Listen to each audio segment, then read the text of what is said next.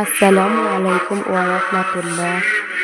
একদিন ইব্রাহিম আলাইসাল্লাম বিবি সারাকে বললেন, প্রিয়তম, তুমি না হাজেরাকে বলেছিলে যে তার গর্ভে একটি পুত্র সন্তান হলে তাকে তুমি তোমার নিজ পুত্রের মতো আদর করে লালন পালন করবে, আর তোমাকে বলেছিল যে আমার বংশ বৃদ্ধির জন্য তুমি তোমার জীবনও বিসর্জন দিতে পারো।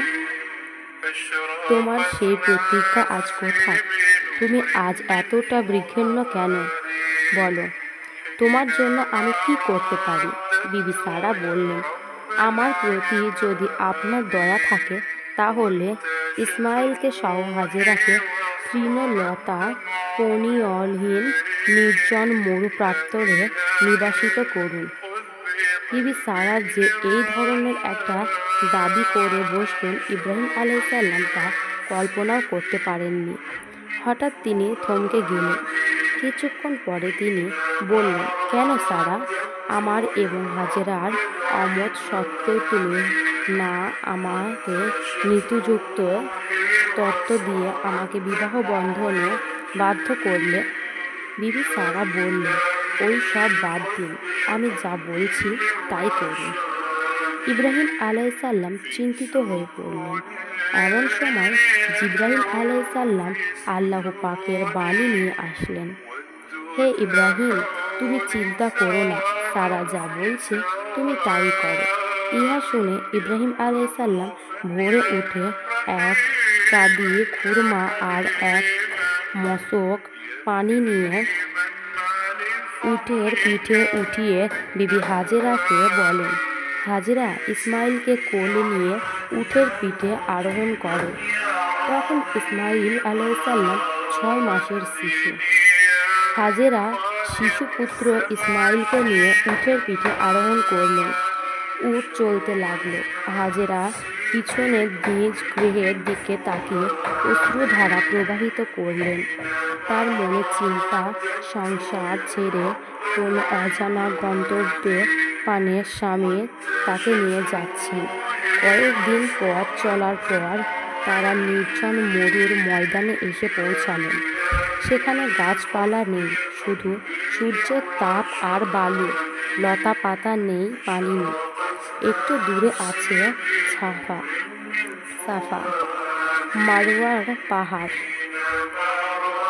ইব্রাহিম আলাইসাল্লাম হাজেরাকে আর তার দুধের শিশুকে সেখানে নামিয়ে দিয়ে বললেন, হাজেরা, তোমার এখানেই থাকো, আমার ফিরে যেতে হবে। এই বলে তিনি স্ত্রী ও একমাত্র পুত্র সন্তানকে রেখে রওনা হলেন। বিবি হাজেরা অত্যন্ত ব্যাকুল হয়ে বলেন, গোস্বামী, আমাদেরকে এই নির্জন মরুর ময়দানে, যার আশেপাশে 40 মাইলের মধ্যে কোনো মানুষ সারা শব্দ নেই, এখানে একাকী রেখে কোথায় চলে যাচ্ছেন? এই শিশুকে নিয়ে আমি কি করব? তার আহার পানি আমি জোগাড় কিভাবে করব? ইব্রাহিম আলাইসাল্লাম কান্নায় বিস্মিত কণ্ঠে হাজেরাকে বললেন, হাজেরা, ধৈর্য ধরো, আমি আল্লাহ পাকের আশ্রয়ে তোমাকে রেখে যাচ্ছি। কাতর স্বর্ণে হাজেরা বললেন, তবে কি ইহা আল্লাহর হুকুম? ইব্রাহিম আলাইসাল্লাম বলেন, ইহা আল্লাহর হুকুম। দুই চোখের পানি ছেড়ে দিয়ে কাঁদেন আর বলেন, স্বামী গো, যেই পানি আর খুরমা দিয়ে গেলেন, ইহা খেয়ে 2-3 দিন বেশি শিশুও বাঁচবে না, আর আমিও বাঁচব না। এই বলে তিনি শিশু ইসমাইলকে তার কপালে চুমু দিয়ে চোখের পানি ছেড়ে দিলেন। কি করবেন? আল্লাহর হুকুম। হাজেরার কোলে পুত্রকে তুলে দিলেন। হাজেরা বলেন, স্বামী, বাড়ি গিয়ে বোন সারার কাছে আমার সালাম করবেন আর আমার জন্য দোয়া করতে বলবেন।